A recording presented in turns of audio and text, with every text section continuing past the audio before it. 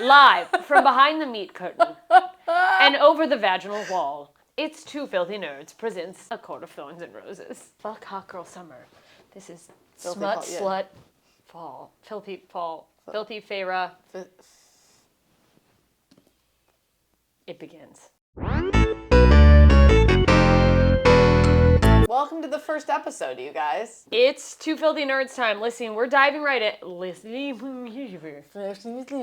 Well, we talk for a living, and it never gets any better. There are some times when I say things and it does not come out right at all, and I'm like, I can't believe I talk for a living. Me neither. Have you It's ever unreal. watched a setback too, and like seen yourself deliver a line, and you're like, that doesn't make sense. It's like you like a new bit or something where you knew what you meant in your head, and you're like, what? Do you ever have an existing bit and then you decide to write on it a little bit and then you come up with some new stuff, new angles, new tags, whatever, and then you're like, I'm gonna do them on stage tonight, and then you do it on stage and you just ruin the bit completely? Yes. You're like, well, now I'm just not confident in doing it ever again. Yeah, you're like, I should throw this away. Yeah, I should throw this whole thing away. And that happened to me 2 nights ago, and I was like, I should quit comedy. The fact that we can have achieved as much as we have and been doing it as long as we have, and you still have a night where one joke goes wrong and you're like, maybe I should go back to school. I am currently Googling career options. Googling school. Wait, really? Yeah. From that set? No, just like, I don't know. I think I should go to cooking school. I should go to culinary school, I think. I love food so much. Problem is I can't eat most garlic. of it. And garlic's like the biggest thing in cooking school. But maybe if you learned cool cooking techniques, you could find out how to supplement around it. Yeah. And have a whole thing of like, for girlies who can't have garlic. Non-garlic girlies. Not me already workaholically being like, here's the Instagram. Here's your brand. Not that I think you should go back to, non-garlic girly should be my thing. Why don't you just take a cooking class and see, can you just casually take cooking classes? You really can't. Hard to say. Casually take cooking class. Oh no, here we go with words again. Anyway, hi. We're speaking of class, we're in session. Listen, this episode and the next episode, kind of, but mostly this is a lot of setup, but it's going to be fun. We're I also think one of the reasons why I really like A Court of Thorns and Roses is that it doesn't get horny right out the gate. No, which I will admit to initially being disappointed because I'm a sick pig. And I was like, okay, they've not even mentioned cum in several pages. When you started reading it, did you know it was going to be just horny, horny, horny? I didn't. I think my reference point was one person told me about it and said, ooh, it gets like naughty. And then I heard a comic do a joke about how his wife's been reading it.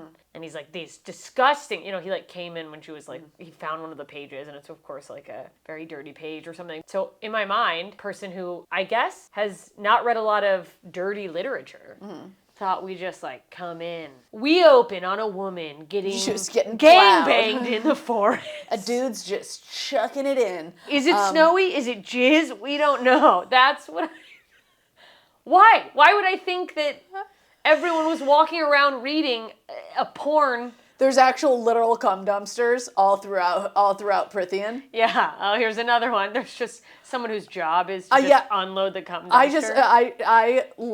I used to have a joke about this where I was like, what government employee has to empty that dumpster?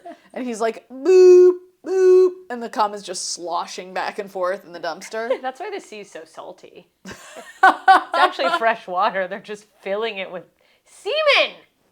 It's all so clear now. Yeah, I love that. I love that she like builds this world. I mean, she really paints a picture. You in. She sucks you in. You are in. That to me is a testament to like what a great writer she is. It isn't. Did I say testament or testament? I feel like I just had a little bit of a stroke. That is a testament to what a great writer she is that she really builds out this world. She really doesn't paints just a picture. cut straight to horny. No. She is like, here are these characters and here's why you should care. Here's edges this world, here are these stakes. What? She edges you. She edges you. She really just the tips you. I remember, sneak peek behind the curtain. Boop. Behind the meat curtain. Behind the meat curtain. Over here. Spring court. What about the meat court? I'm unwell. we had to re-record these because I fucked up everything. But I don't know if I'm going to recover from behind the meat curtain. live from behind the meat curtain and over the vaginal wall. It's Two Filthy Nerds presents A Court of Thorns and Roses. Fuck. Fuck, what was I saying? Oh, you kept using, because I edited the whole episodes. By the way, pro tip, if you're new to making things, don't edit the whole thing and then see if the person you're working with, get their opinion. Get their opinion before you spend that time chopping things up. I wanted to kill myself. Anyway, but the point is, you referred to a lot of parts of the books, like different pages. Oh, in this part, you would say scene. To me, I was like, is that a testament for you to how much you can visualize? She's so descriptive. Yeah, good. She paints such a vivid picture. And I am one of those people who really doesn't have a mind's eye. I cannot picture things in my head. It's very hard for me. You don't have a mind's eye? I don't know. Like when people go picture an apple, I'm like, I understand what an apple is. You're like my mind's eye has astigmatism. Fuck astigmatism. I think somebody just stabbed it out. My mind's eye has jizz in it and can't see a thing. It burns. But even I am able to like really see it. You can see the world. Yeah. It's just enough because I have this thing. I'm just an angry old man in a angry, getting old woman's body. Yeah. You're just angry. I'm just angry. You would be too if you were this little. No one takes you seriously. It is. You know what? I don't think about that enough. How small you are. I don't think about enough how I don't take you seriously at all. Yeah, if I get angry, people are like, "Oh, look at her." You're so. It's crazy how tiny you are. I forget how little I am, and then I'll see pictures. You know, Van Corona will take pictures of the store, and I look like a novelty. I look like people are like, gather around the little lady and take a photo. And the worst thing is, in those group photos, I'll always start to squat down. I don't need to squat. No. I'm the bottom level. You're the bottom level. You're also the top of the pyramid. When it comes to cheerleading. Yeah, and... Did you ever cheerlead? I cheered. Of course you did. We were state champions. I was also a state champion mascot. Not to brag. Feels pretty braggadocious. Yeah, those were the days. I'm like one of those old football players, but for being a mascot. If coach had just let me do that backflip on the sideline. You need to write this, by the way. This Really? is so funny. It's like a mom who won't let her mascot years go. Yeah.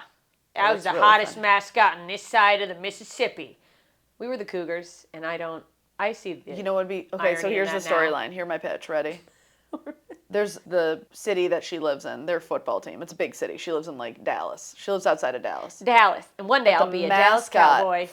The mascot for the Dallas Cowboys, I don't even think they have a mascot, but the mascot, it's the day of the Super Bowl. Their mascot gets injured, and they're looking for someone to fill in, and, like, somehow she gets roped into it. Oh, this is great. And this is her comeback story. I'm copywriting that. Don't take it, because I probably won't cut this out. This is her comeback story. Yeah. This is my moment. Yeah, she's like a 45-year-old woman with 2 kids, divorcee. Mm-hmm. They need me down there. And she's there with, like... She has a bad hip, and she ends up getting a steroid injection beforehand, because she's just like... They're at the game with tickets they won on the radio station. Did you ever win shit on the radio station? No, and I tried. Oh, I tried. Dude. I called in all the goddamn time. I was the...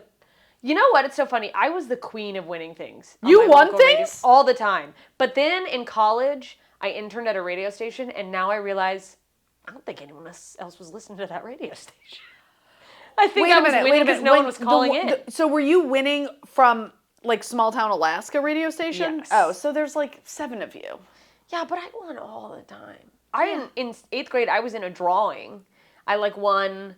I got free tickets or something, but then you got placed in this grand prize drawing of, I think it was $1,031 because it was 103.1 was the radio station. Yeah, but hilarious. In 8th grade, I was like, this is life changing.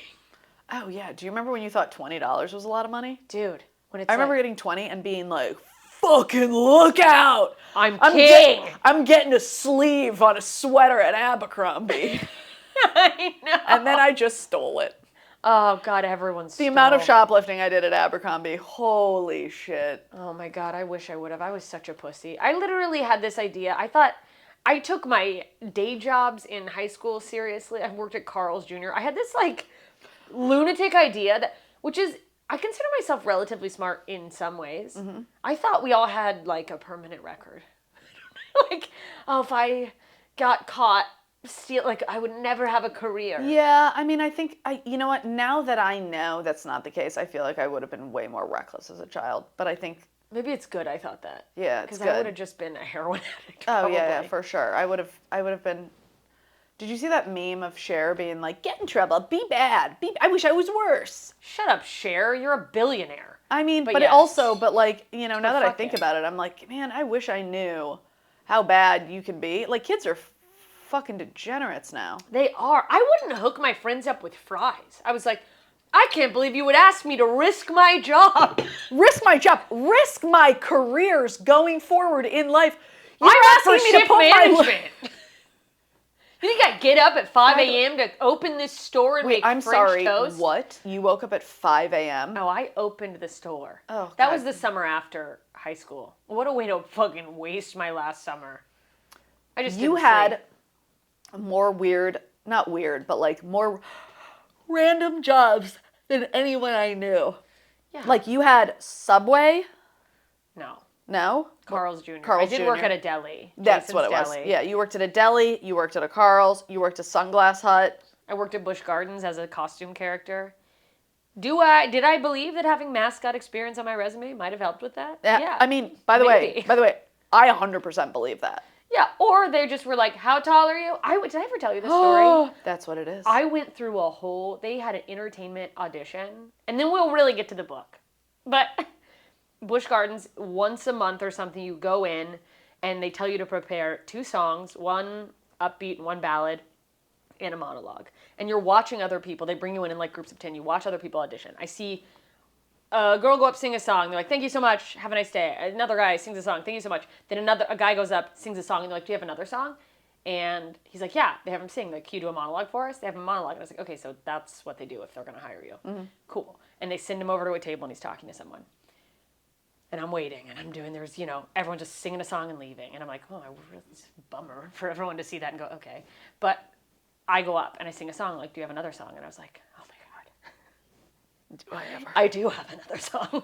And I sing my song and they're like, do you have a monologue? And I'm like, you better believe it. And I do my monologue and I'm like, this is it. I'm going to be a singer in the African Safari show at Busch Gardens.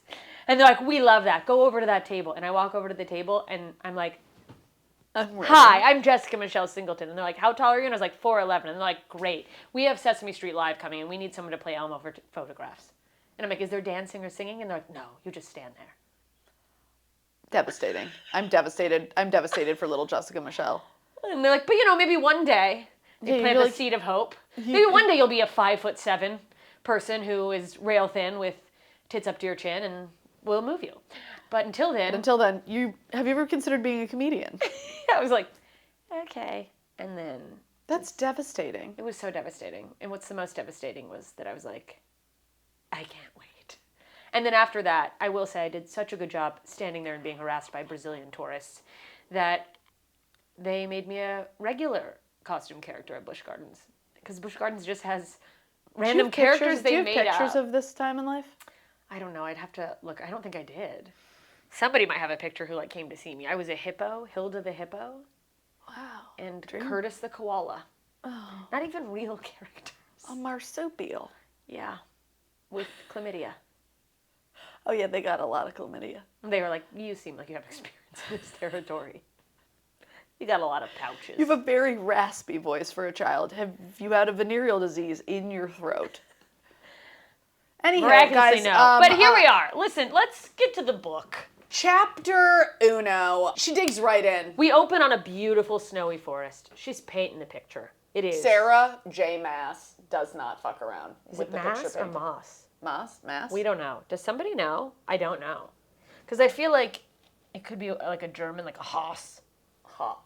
Maas. Sarah J. Maas. SJM. SJM. So, We meet Feyre. Feyre is... Feyre. They're gonna annihilate you in the comments if you keep calling her Feyre. By the way, if you read the book, you didn't know how to pronounce it. If you listened to the book, you knew immediately. But you know what I loved that she did in the book only with her name, with Feyre? Very like I would have for certainly. I listened initially, but if I had read it, I would have said I think I would have called her Feyre. Let's see. Feyre. I don't know. I've never seen that name before. Yeah, no.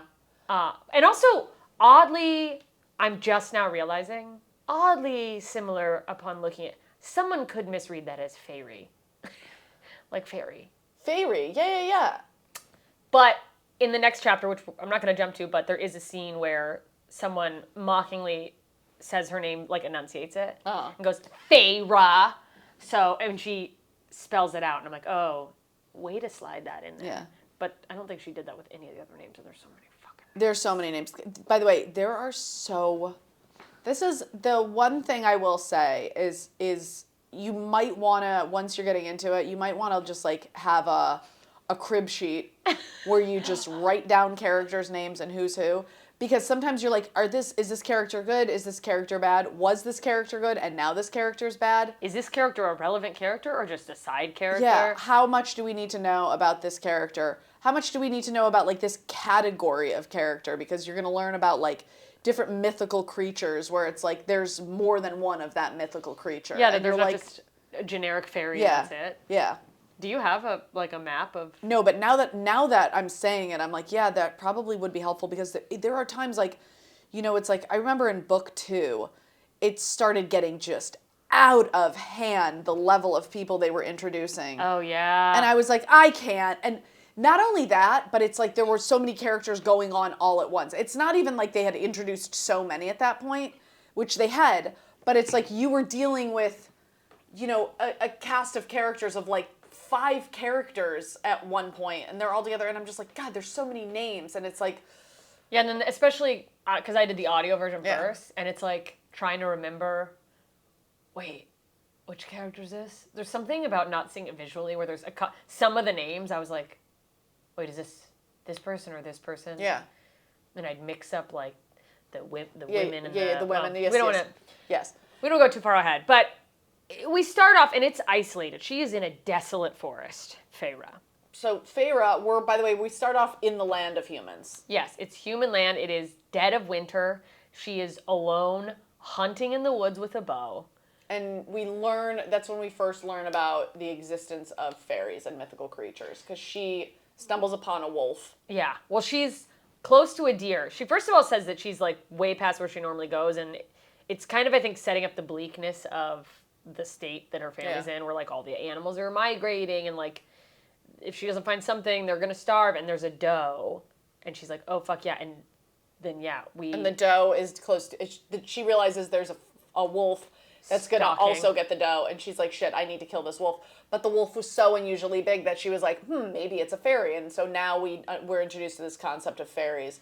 Yes. But, so now I'm like, wait, are the fairies animals or are the fairies humans but animals, humans but fairies? It was confusing. I wasn't totally sure at first, and I was like, wait, is this going to be like humans versus fairy animals? And she ends up using this thing called an ash arrow, which we learn is the one thing, it's the one kind of wood that can kill fairies. That is the only tool they have against the fairies, that humans have against fairies. And allegedly, which we'll learn about later, iron is supposed to ward them off. But so those are the two things that humans Iron is the garlic. Garlic is to vampires and Nicole's digestive system. Yes, it will take me out immediately. Are you a vampire? Oh my god. Honey, get the steak.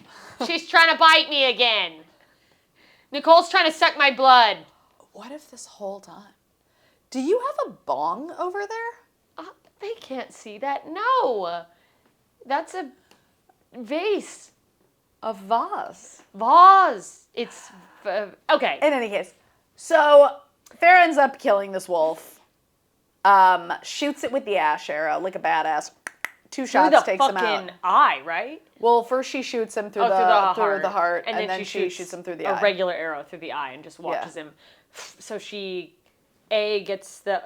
Well, not A. I want to say A gets the deer meat. She realizes she can't carry both of these things. Well, she takes the deer meat, but then she skins the wolf and takes the pelt of the wolf because she's going to sell it. And it's a big-ass pelt. Also, what a badass. Yeah. Like, just skinning a wolf in the woods. But it did creep me out because in there, I mean, I guess it's more trying to probably illustrate how fucking cold it is, but it talks about her basically warming her hands. Yeah. So there's this documentary on Netflix called, like, Above Zero, and it's people who live in, like, the Arctic tundra of Alaska.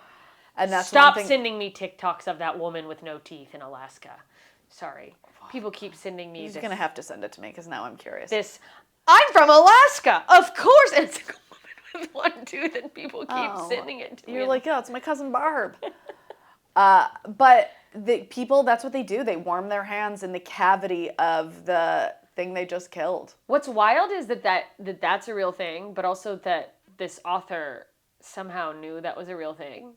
Like, that she We're going to have to do an episode on her backstory. We're going to have to. Probably maybe at the end. That'll be our between two books. Yeah. Anyway, so she takes the dough, takes the skin off of this gigantic wolf, and heads back to her cabin. And that's where we meet her shitty family. Fucking family.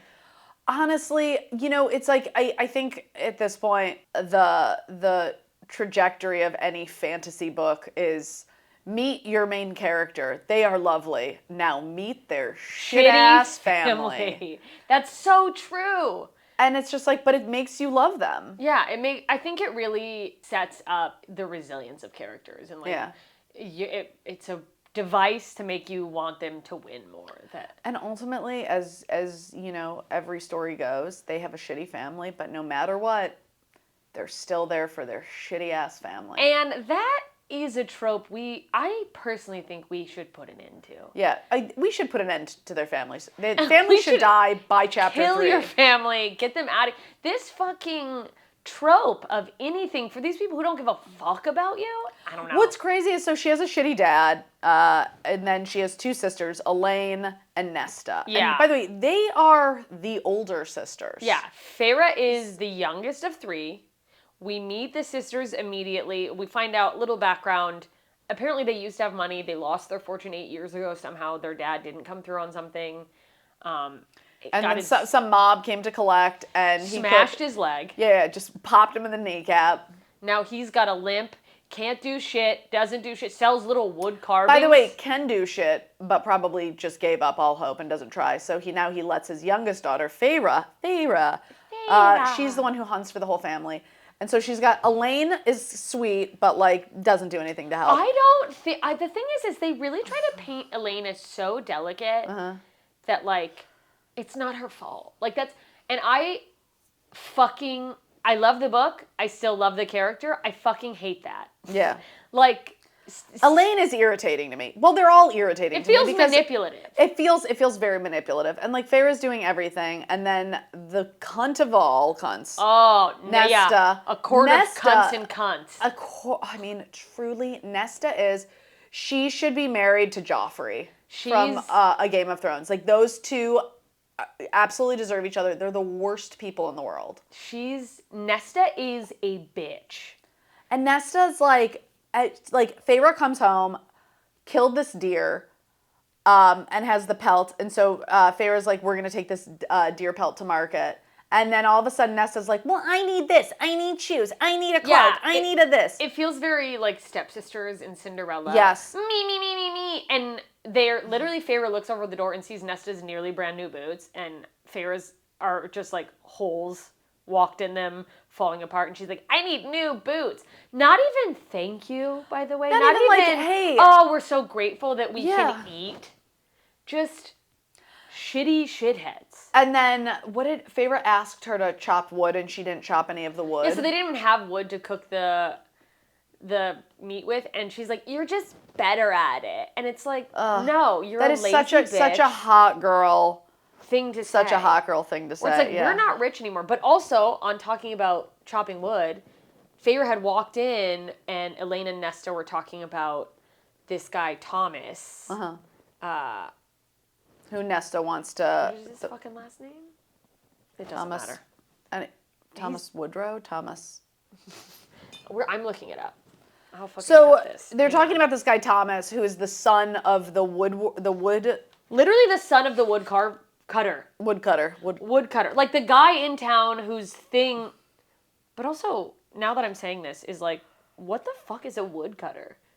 And if there's a woodcutter in town, why are any of them chopping wood? Thomas Mandray. I just remembered it. I didn't find it, but I remembered it. He's the woodcutter's son. And she's like, yeah, so-and-so, Claire Better, one of her girlfriends in town said that he's gonna ask me to marry him. And Nesta's like, no, you can't do that. He's the woodcutter's son. You can't even chop wood. You're gonna be a burden to his family. Yeah. Or not Nesta. Feyre says that to Nesta. And then she's also like, we don't have a dowry. Yeah. You have nothing to offer him. Yeah, and he sucks. Yeah. Which... And then Nesta throws her shade and she's like, all right, well, you're just out there fucking Isaac Hale. Yeah, she, instead of just like realizing that her sister who sees everything, her younger sister who's providing for them, sees the reality of the situation, is just trying to be like, hey, that probably doesn't make sense. I think she takes it personally, obviously. And so she has to fire back. And she reveals in front of their father that Feyre's porking. Yeah, she's getting railed. But this is what I love about Feyre. Feyre, she's fucking 19, dude. She's got a regular fuck buddy. Yeah. Who she's just keeping it super casual and sexy with. Yeah. And like she's just like later on, a couple chapters later, she basically like goes over and like just bangs him, gets one out, and then like heads home. Yeah, and she's not deluding herself into thinking she's getting married to this guy. She's not like he's the one. She's like, sometimes you need a release. Yeah. Mama's got to squirt and get back to hunting. Yeah. She got to build up an appetite for that hunting. Yeah. I got to get jazzed up for this meat. I need get meated down to get meated up. I don't know what I'm saying. It's a real meaty situation, as we've established. And then the dad, by the way, the whole time is just like, talking about fucking. The dad absolutely sucks. And then he kind of scolds Feyre like, hey, be nice to Nesta. Even I know, like, we don't have a dowry. This guy's a woodcutter's son. But let her dream. Let her dream. He tries to be all like, we need hope as much as we need bread. And Feyre's like, no, bitch, we need bread. There is no hope. Yeah. What is wrong with you? Yeah, no one's doing anything for this family at all. So don't sit here and tell me what needs to, whatever. Yeah, what we need to do is survive, and I need them to find a realistic way to get the fuck out of the house, so I only have to provide for two of us. So shut the fuck up, Dad, and do your part. So the next day, the girls head to market. Obviously, Elaine and Nesta tag along for a variety of reasons, but probably because they just want to keep tabs on how much money. Make sure they get what's theirs. They want their... Little bitches. Yeah, just so...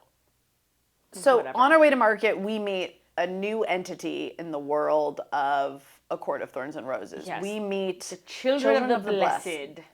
And who... They're culty. They're more Mormonish. Yeah, they're very what is that?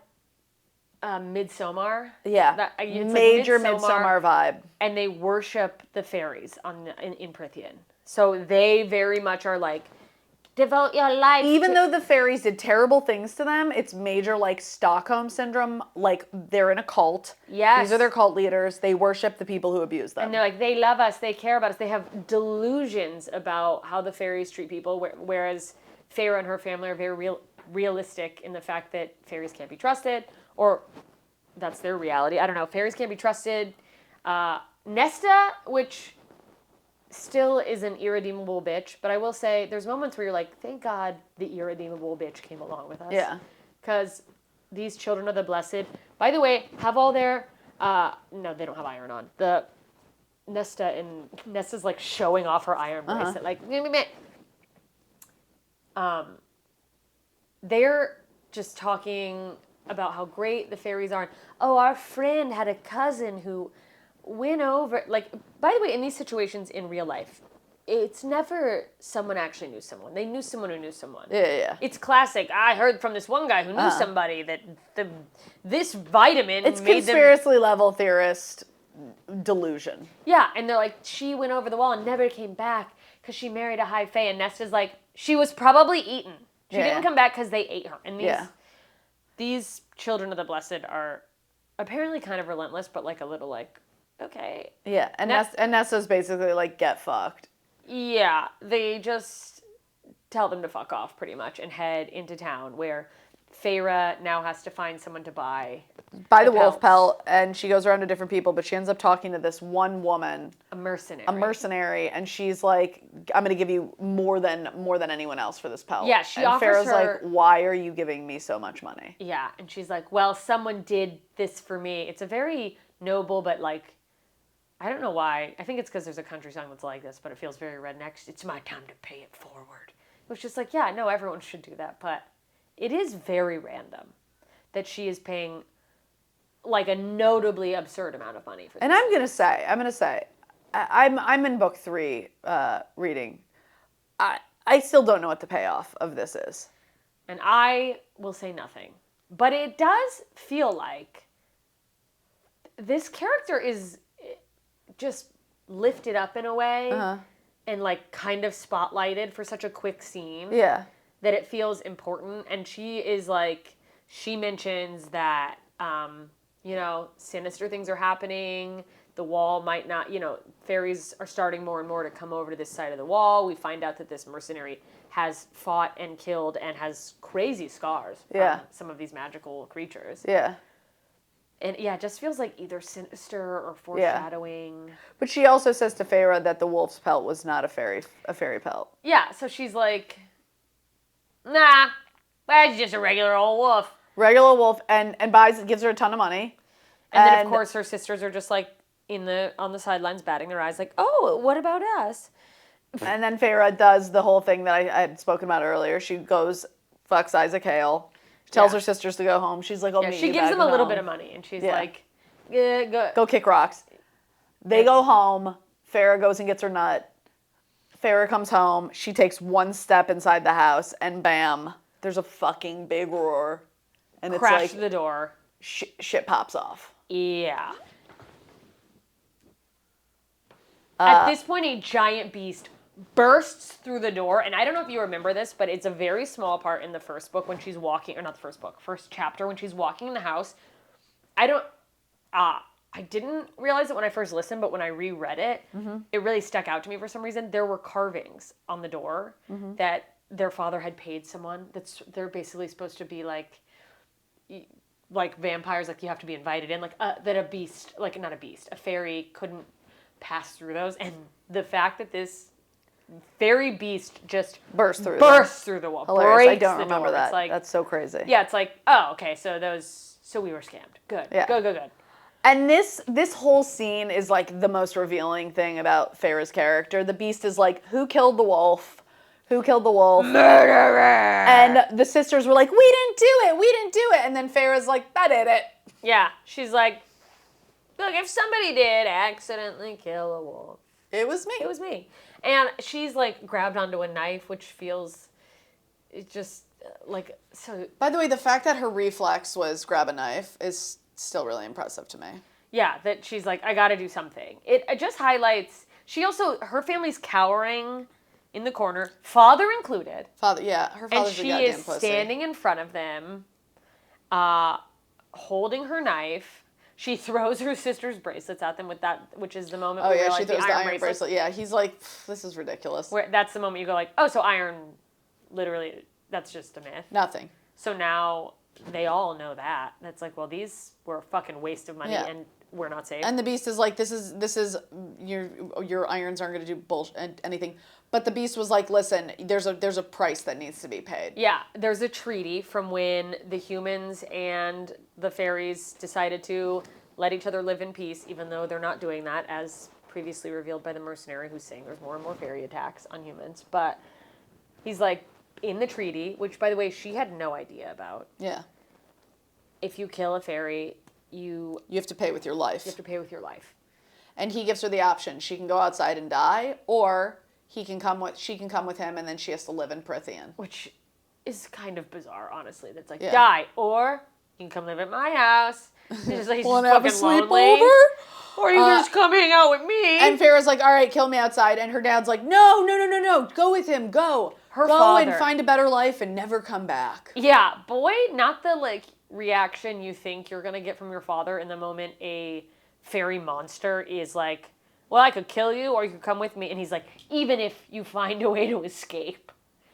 By the way, what a lunatic like, part of me is like, oh my God, because he says, you're too good for this place. Don't come back here. But also, hey, bud, she's the only reason any of you are alive. Yeah, you're getting rid of the person who is putting food on your table. Maybe he just wants to die. Maybe he's like, no matter what, please. Don't come back. Let me wither away. And so Feyre just is like, all right. All right. And she going with you. heads out with the beast, who puts her on a horse. I don't know why it was so funny to me that she's on a horse following this beast. That is, by the way, the beast is like the size of a horse. He has like, was it a wolf head and a cat's tail, but with ram horns? He's crazy looking. Yeah. This is one of the scenes where it's like I picture this cinematically. Like I can picture this. If they don't make this into a TV show, I'm going to be furious. It better not be a movie. You cannot condense this. This needs to be a TV show. No, it needs to be stretched out. This needs to be stretched out. Because they'll lose so much. Oh, let this go on for years and seasons and seasons. I hope so. They keep trying to make it happen. There's been news, and then I think in like 2021, there was like some deal with Hulu and Disney, but then they pulled back, and I don't know if that was her not wanting to... They pulled back. They pulled out. As, you know... We never do. Yeah. Where are you, babe? Okay. They ride through the woods on a white horse, and she is really at first having this conversation in her head, and just, despite the reality that she's now being taken to a foreign world, she doesn't know what's going to happen to her. For all she knows, she's going to get murdered as soon as they get to this new place. She's very like, good. I'm still fucking glad I killed that wolf, and they're headed to Prythian. She knows that she's not coming back. No one's ever come back. And as she's going, she's like, I'm gonna figure out a way to find my way out of this. Yeah, and by the way, not for herself. It's very clear that everything she does, even in this instant, even her father going, don't come back here, her sisters just being like, useless and cunts. She's like, I have to find a way back to my family. Yeah. Because we've learned about the vow at this point, right? She's said that she had a vow to her mom. Maybe we learned about it, but at some point, very soon, we learned of her. She made a vow to her mom on her mom's deathbed that she would take care of the family, and that she takes that more seriously than literally. And by the way, else. what the fuck was wrong with her dying mom to tell her youngest daughter that? Tell Nesta the cunt that. Yeah, tell the eldest one, or hey, I don't know, maybe tell your fucking adult husband to take care of his kids. Yeah, hi, hun. This is how unreliable dads are, that it's like she had to grab a kid and go, her youngest kid. You're on your own, kiddo. She had to tell her youngest daughter, you're the person who's going to have to keep this family together because your father's a dumbass. Yeah, was she delirious, or was she actually just in her last moments had so much clarity that like, well, this one's the only one that's going to be able to do it. Yeah. That's fucking... The child of an alcoholic in me, thinking about that, is like the responsibility of the youngest one to keep the peace and keep... Just made me so fucking mad. She's triggered! I'm triggered, but not triggered enough to stop reading. All right, you guys, that's... Wait. No, that's basically it. But I do want to say there is the part where she does start to try to question the beast. Like, so what's going on? Where are you taking me? And he immediately... hits her with magic, which we learn smells like metal. Will you shut up already? And she passes the fuck out. And we end this chapter, which a thing I love about Sarah's writing is almost every chapter ends in a way. A cliffhanger? Where you're like, fuck, I have to keep reading. And this ends up with her waking up and they're passing through a gate. She realizes they're somewhere in Prythian. And Prythian, by the way, the wall just to enter Prythian is 2 days. So she's like, I don't know how long I've fucking been out. Yeah. And we wake with her entering through a gate somewhere. Yeah, and for being magic, the fact that they even need to ride a horse, can't you just, beam them up? Yeah, also just throw her on your back. You are the size of a horse. Yeah, why'd you need transportation for her? Yeah. Yeah, what is that? And we know what he turns into. Why didn't he just turn into that and fly off? Yeah, I don't think he doesn't fly. He doesn't fly. Never mind. Someone else flies. Should I cut that out? Nope. Does someone fly? We don't know. We do know. Find out later. Bye. Bye. If you're ravenous, just keep listening because episode 2 is with chapter 6 through 10 coming next. Me.